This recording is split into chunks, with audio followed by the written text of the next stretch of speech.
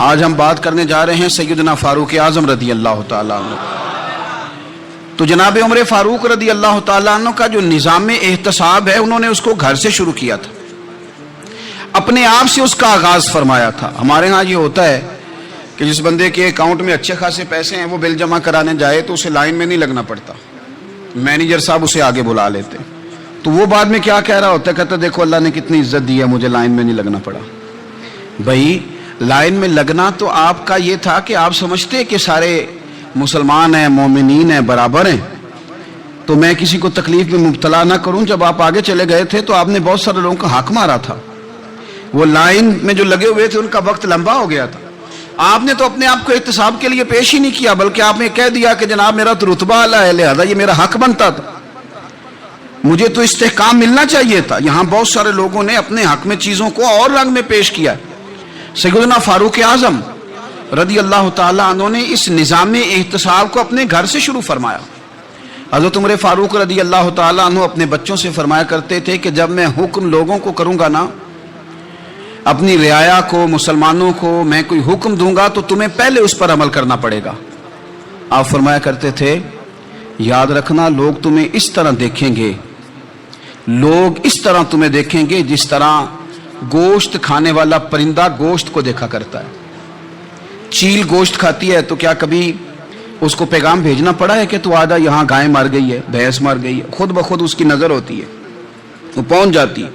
جناب عمر فرمانے لگے میرے گھر والوں، میرے بیٹوں، میری بیٹیوں، میری اہلیہ، لوگ تمہیں اس طرح دیکھیں گے جس طرح گوشت کھانے والے پرندے دیکھتے ہیں، لہذا میں جب کسی کو عمل کروں تو پہلے تمہیں اس پر عمل کرنا پڑے گا جب میں کسی کو حکم دوں۔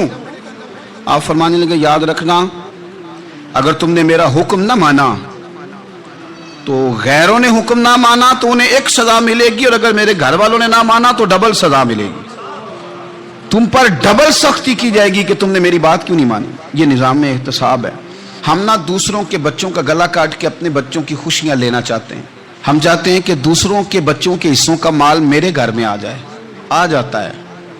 کچھ لوگوں کی سیاست چل جاتی ہے، کچھ لوگوں کا فریب اور فراڈ کام کر جاتا ہے، لیکن وہ گھر روشن نہیں ہوتے۔ ان گھروں میں پیسہ ہوتا ہے پر قرار رخصت ہو جاتا ہے، ان گھروں میں آسانیاں اور وسعتیں تو آ جاتی ہیں لیکن ایک دوسرے کا احترام ختم ہو جاتا ہے۔ سیدنا فاروق اعظم رضی اللہ تعالیٰ عنہ کا یہ طریقہ تھا کہ وہ اپنے بچوں پر سختی کرتے۔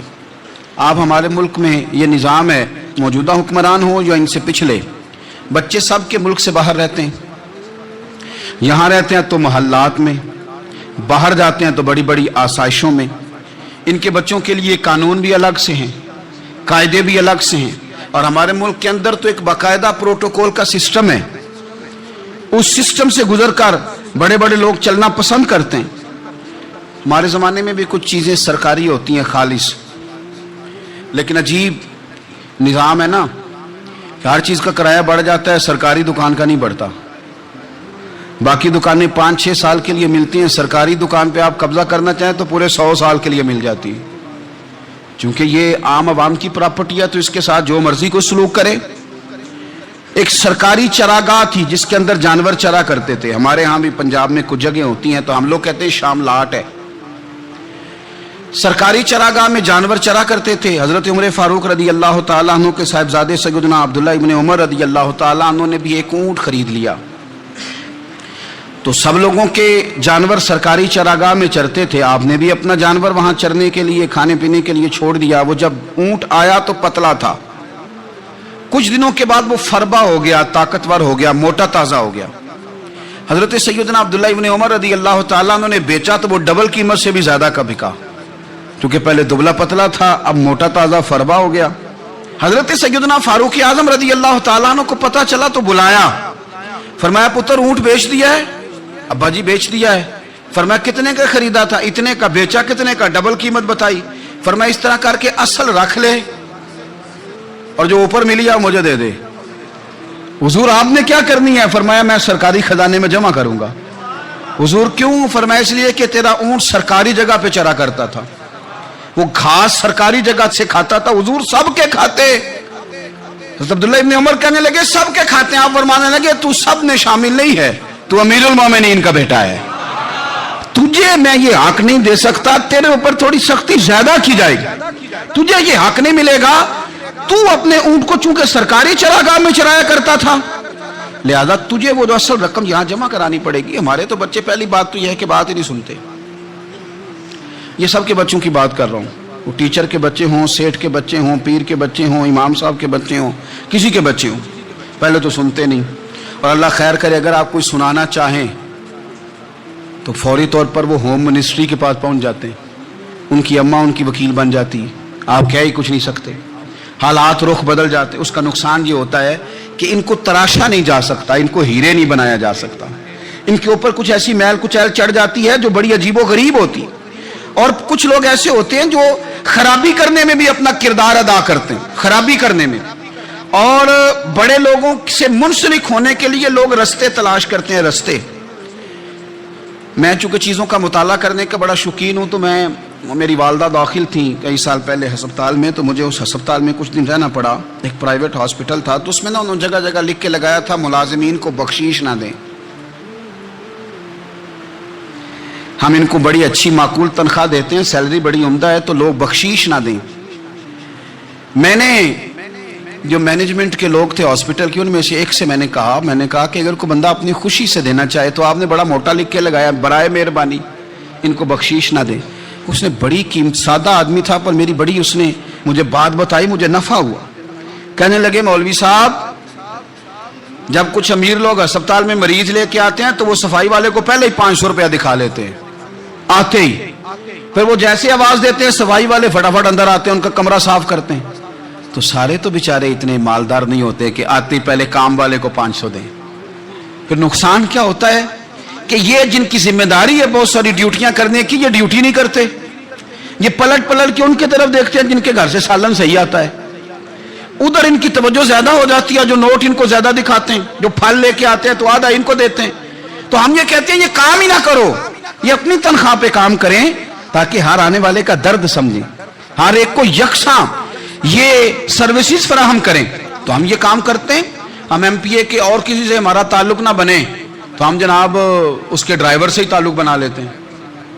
हम वो जो ऑपरेट करने वाला होता है टेलीफोन, उसी से बड़ा ताल्लुक बनाते हैं, उसको मिठाई का डब्बा जल्दी पहुंचा देते हैं। तो इसी तरह से बड़े लोगों की औलादों को बिगाड़ा जाता है। हजरत आसिम बिन उमर रदी अल्लाह तआला अन्हु, ये सैयदना फारूक आजम के बेटे थे, मिस्र गए तो लोगों को पता चला हजरत उमर के बेटे आए, लोगों ने तोहफे दिए, बड़ी बड़ी चीजें आपको दी, हजरत उमर का बेटा आया, बड़े गिफ्ट दिए। तो साहिबजादे वापस आए तो उनके पास बड़े तोहफे थे। सैयदना उमर फारूक रदी अल्लाह तआला अन्हु ने देखा तो फरमाया इधर लाना तोहफे। कहा बड़ी लोगों ने मुझे दिए हैं। फरमाया तूने क्यों बताया था कि मैं अमीरुल मोमिनीन का बेटा हूं?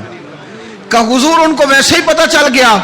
फरमाने लगे पुत्र ये तोहफे तुम्हें इसलिए मिले हैं कि तुम अमीर के बेटे हो, ये तोहफे तुम्हारा हक नहीं, क्योंकि तुम्हें इस कुर्सी की वजह से मिले हैं और ये कुर्सी मुसलमानों की है, लिहाजा ये हक भी मुसलमानों का ही है।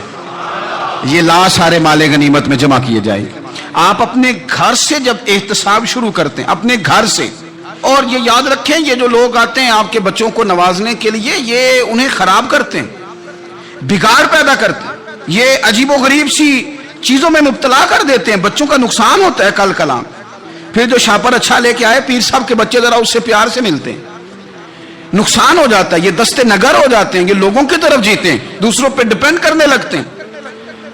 हजरत अबू मूसा अशअरी रदी अल्लाह तआला अन्हु ने पहले तो एक कलीन बड़ा सोना था, तो आपने हजरत उमर के घर भेज दिया कि चलो उनके घर में उनकी अहलिया बिछा लेंगी, कहीं से तोहफा आया। फिर वो जिस कमरे में माले गनीमत और खजाना रखा जाता था उसकी सफाई कर रहे थे तो एक दिनार मिल गया। तो वो दिनार, बच्चे सारे जा रहे थे तो उनमें से हजरत उमर के एक बेटे को, छोटे को बुलाया और बुला के कहा पुत्र ये दिनार ले लो। हजरत उमर ने देखा कि बेटे के हाथ में दिनार भी है और घर में कालीन भी है। एक मौके पे वो कालीन गया, एक मौके पर बच्चे को एक दिनार दिया। तो हजरत उमर अपनी अहलिया से पूछने लगे ये कहां से आया कालीन? का जनाब अबू मूसा अशअरी रदी अल्लाह तआला अन्हु ने भेजा है। बेटे से पूछा दिनार कहां से आया? कहा मुझे उन्होंने ही दिया है। आपने वो दिनार भी लिया और कालीन भी लिया और उसको लपेटा और जनाब अबू मूसा अशअरी को बुलाया और इतने सख्त नाराज थे, फरमाने लगे अबू मूसा अशअरी से कहना मेरे पास पैदल आए, घोड़े पे ना आए। اور جب آئے حضرت ابو موسیٰ اشعری تو جناب عمر اتنے ناراض ہوئے کہ وہ قالین لپیٹ کے تو ان کے سر پہ مار دیا. فرمانے لگے پکڑو اپنا دینار, تمہیں پورے مدینے میں میرے بیٹے کے علاوہ کوئی اور نہیں ملے تھا جسے تم خراب کر سکو, میرا پتر ہی ملا تھا بگاڑنے کی, کس نے اجازت دی تم میرے بیٹے کو دینار دو, کیوں لائے تم میرے گھر میں قالین؟ حضرت عمر فاروق رضی اللہ تعالیٰ عنہ فرمانے لگے میں زمین پہ سونے کا عادی ہوں, زمین چٹیل بھی ہو تو رب کا بندہ بن کے سوتا ہوں تو اللہ مجھے آرام اور سکون کی نیند عطا فرما دیتا ہے, مجھے تمہارے مخملوں کی اور قالینوں کی ضرورت نہیں ہے. احتساب یہاں سے شروع ہوتا ہے بھائی. یہاں سے ہم نہ اپنے گھر میں بیٹھ کے مایوس باتیں کرتے ہیں, اور فلانے کے بچے کہاں پہنچ گئے, فلانے کے بعد بڑا پیسہ آ گیا, میں کچے مکان میں رہوں, میں یہ کروں, دیکھو مجھے نہیں سہولی. یہ تو آپ مایوسی والی باتیں کر رہے ہیں, یہ تو آپ کمزور باتیں کر رہے ہیں. یہ تو اس طرح کی باتیں تو ہارے ہوئے لوگ کرتے ہیں. اس طرح کا لب و لہجہ تو ان لوگوں کا ہوتا ہے جو احساس کمتری کا شکار ہوتے ہیں. یہ آپ نے کس طرح کا لب و لہجہ, اور اپنے بچوں کو آپ بھکاری بنا رہے ہیں تاکہ دوسروں کو دیکھیں تو مایوس ہو جائیں. اٹھ باندھ کمر کیوں ڈرتا ہے, پھر دیکھو خدا کیا کرتا ہے. آپ کا جو احساس ہے وہ اتنا خوبصورت ہو, آپ کے لہجے کے اندر اس قدر ٹھہراؤ ہو, آپ کو اطمینان آ چکا ہو, اور آپ کے بچے کبھی بھی کمپیریزن نہ کریں اپنا کسی کے ساتھ, کبھی بھی انہیں کرنے نہ دیں. آپ کبھی وہ کبھی یہ بات نہ کریں کہ فلانے زیادہ اچھا کھاتے پیتے ہیں تو ہم کدھر ہیں, کرنے نہ دیں. انہیں بتائیں کہ بیٹا اپنی مٹی پہ چلنے کا سلیقہ سیکھو, سنگ مرمر پہ چلو گے تو پھسل جاؤ گے. ان کو بتائیں کہ جو تمہارے پاس ہے یہ خدا کا عطیہ ہے, اسی پر تم نے قناعت کرنی کبھی بھی. حضرت زید بن حارثہ سے نبی پاک صلی اللہ علیہ وسلم کو بڑا پیار تھا. پھر ان کے بیٹے حضور کے غلام زادے حضرت اسامہ بن زید کے ساتھ بھی حضور بڑا پیار کرتے. لیکن یہ تو مسلمہ حقیقت ہے نا کہ عظمت اور شان تو سیدنا فاروق اعظم کی زیادہ ہے. امت کا اتفاق ہے کہ نبیوں کے بعد سب سے بڑا درجہ جناب صدیق اکبر کا, اور پھر اللہ نے مقام عطا کیا حضرت فاروق اعظم کو. یہ بڑے لوگ تھے. ایک دفعہ مال تقسیم ہو رہا تھا تو حضرت عمر رضی اللہ تعالیٰ عنہ نے نا حضرت اسامہ بن زید کو 4000 دینار دیے اور اپنے بیٹے عبداللہ ابن عمر کو 3000 دینار دیے. تو حضرت عبداللہ ابن عمر گھر جا کے کہنے لگے ابا جی اسامہ میں وہ کون سی خوبی ہے جو میرے اندر نہیں, اور اسامہ کے باپ میں وہ کون سی خوبی ہے جو آپ کے اندر نہیں. تو حضرت عمر کی عاجزی دیکھیے, حالانکہ بالاتفاق دنیا جانتی ہے کہ جناب عمر فاروق رضی اللہ تعالیٰ عنہ افضل ہیں, پھر بھی پتہ اپنے بیٹے سے کیا کہتے ہیں, فرماتے ہیں او سن یار وہ خدمت گزار ہیں نبی پاک کے, وہ بھی حضور کے گھر میں ڈیوٹی کرتے, نوکری کرتے, اور ان کے بیٹے بھی حضور کی نوکری کرتے, یہ خدمت گزار ہیں. فرمانے لگے اگر تو نے پوچھ لیا تو سن, پھر میری تو رائے یہ ہے کہ تیرے سے زیادہ اسامہ بن زید حضور کی نظر میں پیارے ہیں, اور اسامہ کا باپ تیرے باپ سے زیادہ نبی پاک کا پیارا ہے. کوئی کمپیریزن کرنے نہیں دیا, بچوں کو کسی ایسی جگہ کھڑے ہونے نہیں دیا. فرمایا یہ وجہ ہے, یہ انداز ہے کہ تو زیادہ پیارا ہے. حضرت عمر فاروق رضی اللہ تعالیٰ عنہ پسند نہیں کرتے تھے, ذرا برابر بھی پسند نہیں کرتے تھے کہ کوئی شخص اور مال آتا تو اپنے رشتہ داروں کو نوازنے سے بچتے. مال غنیمت آتا ہے نا ہمارے ہاں تو اللہ خیر کرے, جب کوئی بندہ کونسلر بنتا ہے, چیئرمین بنتا ہے, تو ٹھیکہ کس کو دیتا ہے؟ کوئی چلو بھتیجا مل جائے, کوئی بھانجا مل جائے, کوئی چھوٹا بھائی, اسے بھی کام مل جاتا ہے ساتھ. نوازنے پہ لوگ آتے ہیں تو وہ تلاش کرتے ہیں کہ کہاں کہاں کو میرا ہے, وہ ٹینڈر ہی ان کے نام کے پاس ہوتے ہیں جن کی طرف ذرا نظر کرم زیادہ ہوتی. حضرت عمر فاروق مال تقسیم کر رہے تھے تو بیٹی آگے کہنے لگی ابا جی رشتہ داروں کا بھی حق ہوتا ہے, آپ سب کو دیتے ہیں, آپ کے اپنے آپ کے قریب ہی نہیں آتے. تو حضرت عمر فاروق نے کیا لفظ کہے, کیا حقیقت ہے, کیا حسن ہے. فرمانے لگے پتر یہ مال تیرے باپ کا نہیں مسلمانوں کا ہے, جب تیرے باپ کا ذاتی مال ہوگا تو اپنے رشتہ داروں کو دے گا, یہ مسلمانوں کا مال ہے, یہ اسی حساب سے تقسیم ہوگا جو عدل کا حساب ہے, جو ترازو ٹھیک ہے. فرمایا تو مجھے یہ مشورہ نہ دے, یہ مسلمانوں کا مال. یہاں سے نظام احتساب شروع ہوتا ہے, یہاں سے انسان آگے بڑھتا ہے, اور پھر کوئی تکلف نہیں کسی پر حضرت عمر کا, کوئی چھوٹا ہے یا بڑا ہے. حضرت ابو سفیان رضی اللہ تعالیٰ عنہ سردار رہ چکے ہیں مکے کے, بڑے آدمی,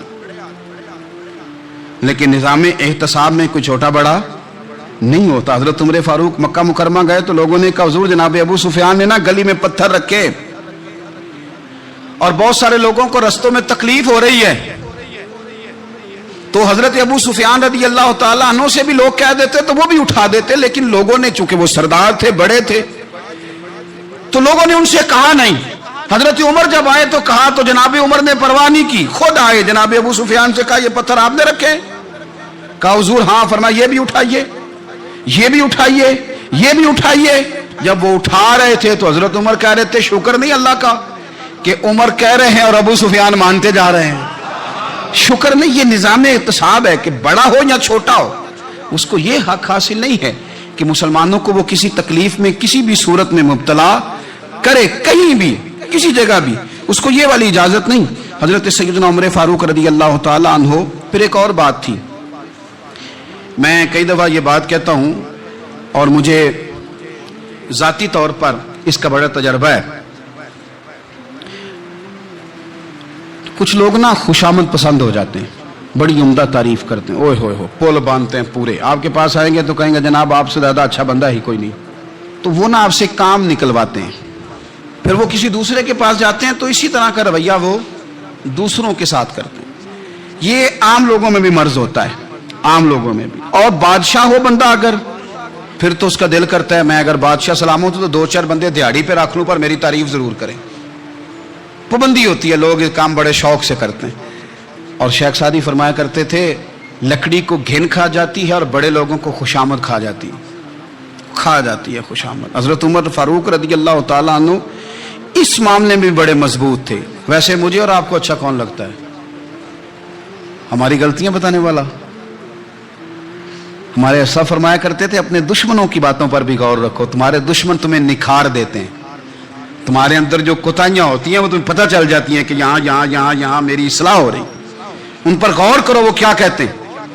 حضرت عمر فاروق کی تعریف کی ایک بندے نے، کمال تعریف کی، اس کا خیال تھا کہ رزلٹ بڑا شاندار آئے گا، بادشاہ کی تعریف ہوتی تھی تو پھر تھیلی جاتی تھی اشرفیوں کی، کمال رزلٹ آئے گا۔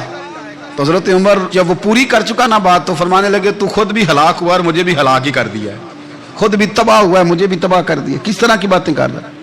ایک بندہ اور آیا اور اس نے آ کے کہا کہ پوری امت میں سب سے افضل ہے فاروق اعظم آپ ہی ہیں۔ تو حضرت عمر فاروق فرمانے لگے تجھے تیری ماں روئے، ابو بکر تجھ سے بھی افضل تھے، تیرے باپ سے بھی افضل تھے، اور صدیق اکبر مجھ سے بھی افضل ہے اور میرے باپ سے بھی افضل ہے۔ یہ تو کس طرح کی بات کر رہا ہے؟ یہاں ہر شے ہضم نہیں ہو جاتی، فوری طور پہ لوگ ڈکار بھی پورا نہیں لیتے۔ قرآن مجید نے کہا فَلَا تُزَكُّوا أَنفُسَكُمْ هُوَ أَعْلَمُ بِمَنِ اتَّقَىٰ، اپنے منہ سے نہ کہو میں پاک صاف ہوں، اللہ زیادہ بہتر جانتا ہے کہ تم میں سے پرہیزگار کون ہے۔ اپنے منہ سے تعریفیں کرتے کراتے ہو، یہ مزاج چھوڑ دیں۔ حضرت عمر رضی اللہ تعالیٰ عنہ پسند نہیں کرتے تھے۔ ایک آدمی نہ چلتا تھا وہاں تو بڑا متکبرانہ چال کے ساتھ چلتا، حضرت عمر نے دیکھا، یہاں تک احتساب فرماتے تھے، زمین پہ زور زور سے پیر پٹکتا، چال بڑی اس کی متکبرانہ، لوگ بڑے پریشان ہوتے۔ حضرت عمر نے ایک دن سمجھایا، باز نہیں آیا، اگلے دن پہ درہ نکال لیا، لگائے 4 درے، فرمایا آج کے بعد نہ چلنا اس طرح مدینے میں پیر پٹک پٹک کے۔ اس وقت تو اسے غصہ لگا، لیکن کچھ دیر کے بعد نا جب غصہ اترا تو حضرت عمر کے پاس آیا، کہنے لگا حضور اللہ آپ کا بھلا کرے، آپ نے درے نہیں مارے، آپ نے تو شیطان بھگا دیا جو میرے ساتھ چمٹا ہوا تھا، چمٹا ہوا شیطان آپ نے مجھ سے بھگا دیا ہے۔ یاد رکھیں مسند امام احمد بن حنبل میں حدیث ہے، اللہ کے پیارے رسول صلی اللہ علیہ وسلم فرماتے ہیں جو دنیا میں متکبرانہ چال کے ساتھ چلتا ہے نا، قیامت کے دن وہ اللہ سے اس حال میں ملے گا کہ رب اس سے ناراض ہوگا، متکبرانہ چال سے نہیں چلیں گے۔ تو حضرت فاروق اعظم رضی اللہ تعالیٰ عنہ کا یہ طریقہ تھا کہ آپ خیال کرتے، اور پتہ ہے کس طرح کا آپ کا مزاج تھا؟ فرماتے تھے تقسیم کرو، دوسروں کا بھی خیال رکھو۔ جس طرح بندہ دیوانہ وار نہیں لوگوں کا خیال رکھتا کہ بندہ بگڑے کوئی نہ، دیوانہ وار۔ کچھ لوگ تبلیغ کرتے ہیں رسمی، اور کچھ لوگ ایسے ہوتے ہیں جو لوگوں کی اصلاح میں دیوانے ہو جاتے ہیں، ان کی خواہش ہوتی ہے یہاں بھی بندہ ٹھیک ہو جائے، یہاں بھی بندہ ٹھیک ہو جائے، یہاں بھی بندہ ٹھیک ہو۔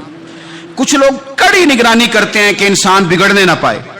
حضرت عمر فاروق رضی اللہ تعالیٰ عنہ نا گوشت والی دکان کے پیچھے جا کے بیٹھ گئے کئی دنوں تک۔ وہ کہنے لگا حضور یہاں کیا ہے؟ فرمایا تو اپنا کام کرنا، گوشت والی دکان پہ بیٹھے، کام کر اپنا۔ نگرانی کرنے لگے حضرت عمر۔ پھر آپ نے نا وہ بندے پکڑ لیے، کون؟ جو 2 दिन मुसलसल गोश्त खरीदने आए, पकड़ के खड़ा कर लिया, फरमाया तू कल भी गोश्त लेने आया था? हुजूर हाँ। फरमाया आज फिर खाएगा? हुजूर जी। तो आप फरमाने लगे क्या तेरे मोहल्ले से गुर्बत खत्म हो गई है? तेरे रिश्तेदार सारे पेट भर के खाते हैं, तू 2-2 दिन गोश्त लेने आता है? फरमाया आज के बाद मुसलसल गोश्त लेने आया तो दुर्रे से मारूंगा, खबरदार ये काम ना करना। यहां तक निजाम एहतसाब का जब ख्याल रखा जाए फिर हालात बिगड़ा नहीं करते, फिर वो काबू में रहा करते। हजरत उमर फारूक रदी अल्लाह ताला अन्हु इस तरतीब के साथ इस्लाह करते, इस तरतीब के साथ। सैयदना फारूक आज़म रदी अल्लाह ताला अन्हु की एक बात आखिर में अर्ज करनी है, वो मैं भी अपने ऊपर लागू करूँ, आप भी गौर करें। हजरत उमर फारूक रदी अल्लाह ताला अन्हु ने ना खत लिखा हजरत अबू मूसा अशरी को। आप फरमाने लगे याद रखना, जो गवर्नर, जो अमीर अपने रब करीम की फर्मा बरदारी करता रहता है ना, उसकी रियाया भी उसकी फर्मा बरदारी करती है। और जो लोग अपने रब करीम की फर्मा बरदारी छोड़ देते हैं, फिर जिन्होंने उनकी फर्मा बरदारी करनी होती है वो उनकी फर्मा बरदारी छोड़ देते हैं। आपने सिपा सालारों को खत लिखे थे, फौज के जो जर्नैल थे, कमांडो थे, उनको खत लिखे थे। फरमाया जो सिपाही नमाज नहीं पढ़ता उसे फौज से निकाल दो। और साथ लिखा था याद रखो जो रब का वफादार नहीं वो हमारा कैसे हो सकता है, निकाल दो उन लोगों को, फौज से अलग कर दो। हम आज जो बेपनाह परेशान हैं, हमारे बच्चे बात नहीं मानते, शागिर्द बात नहीं मानते, हम शिकवे करते हैं, बेअदबी बढ़ गई। अदब के साथ मैं गुजारिश करूंगा बड़ों की बारगाहों में, जो मेरी तरह के बड़े बने हुए हैं, बुजुर्गों से नहीं बात करता, उनसे मैं कहूंगा कि हमें एक दफा अपने ऊपर भी तो गौर कर लेना चाहिए। कहीं ऐसा तो नहीं है कि हम जब तक अल्लाह ताला के फर्मा बरदार थे, जब तक हम तकवे के मेयार पर थे, हमारी बात मानने वाले हमारी बात मान रहे थे। कहीं ऐसा तो नहीं कि हम उस मेयार से हिल गए हैं, तो अब जो हमारे फर्मा बरदार थे वहां से हिल गए। हजरत उमर रदी अल्लाह ताला अन्हु फरमाया करते थे कि लोगों को उजब में मुब्तला नहीं होना चाहिए। खुद पसंदी का जो माहौल होता है इससे लोगों को हमेशा निकलना चाहिए। हजरत उमर के एक साहिबजादे ने कंगी कर ली, अच्छा लिबास पहन लिया तो दुर्रा मारा जनाब उमर ने। तो आपकी बेटी कहने लगी अब्बा जी ये तो बिल्कुल जायज़ है, अच्छे कपड़े पहनना, अच्छा लिबास पहनना और सर में कंगी कर लेना, इस पर दुर्रा क्यों मार दिया? तो आप फरमाने लगे बेटा ये खुद पसंदी में मुब्तला होने लगा था, ये अपने आप को बहुत भला समझने लगा था, इसका ख्याल था कि मैं ही हूं, मेरे अलावा कोई नहीं। ये उस मकाम पे जा रहा था जहां इसकी तरबियत रुक जाती, इसलिए दुर्रा मारा है। एक दफा हुकूमती मामलात के अंदर आपकी अहलिया ने मशवरा देना चाहा, बड़े काम बीबियां नहीं करती, बड़े बड़े मामलात में मुदाखलत नहीं करती। हमारे बर्रे सगीर में वो बादशाह नहीं गुजरा कि जो फैसला करता था तो कुर्सी पे बैठ जाता था और पर्दे के पीछे उसकी बीवी बैठ जाती थी, और जब वो फैसला सुनाने लगता तो यूं गर्दन पीछे करता और अहलिया जो कहती वो फैसला सुना देता। लेकिन एक दफा खातून ने एक आदमी को हजरत उमर ने माजूल किया, तो आपकी अहलिया ने उस आदमी की अहलिया हजरत उमर की अहलिया से मिली होंगी, तो खातून ने जरा सिफारिश करनी चाहिए। तो जनाब उमर फारूक रदी अल्लाह ताला अन्हु के हाथ में असा था, डंडा था, 2-3 दफा जमीन पे मारा। फरमाया तुम्हें किसने इजाजत दी है हुकूमती मामलात में मशवरा देने की? ये मशवरा मौला अली देंगे या उस्मान गनी देंगे? आपको किसने इजाजत दी? वो हुकूमती मामलात, वो मुसलमानों का इज्तिमाई मामला, वो मुसलमान देखेंगे, आपको इसमें आने की इजाजत नहीं है। जो आपकी जिम्मेदारियां हैं, आपके हुकूक हैं, उन पर आप बात करें। तो भाई निज़ाम में एहतसाब अपनी ज़ात से शुरू करें। हमारी औलादें, हमारे बच्चे, वो बाहर से उन्होंने ज़्यादा असर नहीं लिया, हमने उन्हें बताया कि हम बड़े गरीब हैं, हम बड़े मजबूर हैं, हम तो बड़े कमज़ोर हैं, हमारी तो सुनता कोई नहीं, ये तो अमीरों का मुल्क है, इसमें तो फलाने फलाने को अहमियत हासिल है। इन बातों ने हमारे बच्चों को कमज़ोर किया है, इन बातों ने हमारे बच्चों के दिलों में एहसास कमज़ोरी पैदा किया है। आप इनको जीना सिखाएं, आप इन लोगों को बतलाएं कि रब करीम ने जो तुम्हारे लिए बेहतर समझा वो तुम्हें अपने फजल से बड़ा अता फरमाया है। आप इनको इनके मकाम पर रहकर खुददार और कनात पसंद होना सिखाएं। आप यकीन करें घर अमन वाला बन जाएगा। बच्चे अगर भुना हुआ गोश्त खा रहे हों और फिर भी लाड़ी रहे हों कि मसाला मेरी मर्जी का नहीं, स्टाइल मेरी मर्जी का नहीं, टेस्ट मेरी मर्जी का नहीं, ये वाला गोश्त मैंने नहीं खाना, ये इस तरह करके भुना होता तो फिर मैंने खाना था, वो ज़्यादा खौफनाक सूरत हाल हो जाती है। लेकिन अगर अब्बा जी, अम्मा जी, घर वाले खेतों में काम कर रहे हों और बच्चे अचार के साथ रोटी लेके जाए और बन्ने पे बैठ के, फट्टे पे बैठ के वो फिर खाना शुरू करें, اور جب وہ اچار آئے اور وہ ایک دوسرے کو کہیں کہ آج تو 2 کلے ہو گئے میرے کام کے، اس دفعہ تو دیکھنا ہماری فصل کتنی شاندار ہوگی، ایک دوسرے کو دیکھ دیکھ کے وہ ہنسیں اور مسکرائیں اور ان کی باتوں میں لذت ہو، اور پھر وہ کہیں کہ آم بڑے اچھے مل گئے تھے، دیکھو اچار کتنا سونا آ گیا ہے، دیکھو یہ کس قدر زیادہ اچھا ٹیسٹ ہے، تیل بھی بڑا اچھا ہے، گل بھی بڑے وقت پہ گیا ہے۔ آپ یقین کریں یوں لگتا ہے کہ کائنات کی سب سے بہترین روٹی یہ لوگ کھا رہے ہیں۔ یہ سوچ حضرت عمر نے ہمیں دی ہے، یہ فکر جناب عمر نے ہم تک پہنچائی ہے۔ اللہ ہمیں سمجھنے کی توفیق عطا فرمائے۔ آخر دعوایا ان الحمدللہ رب العالمین۔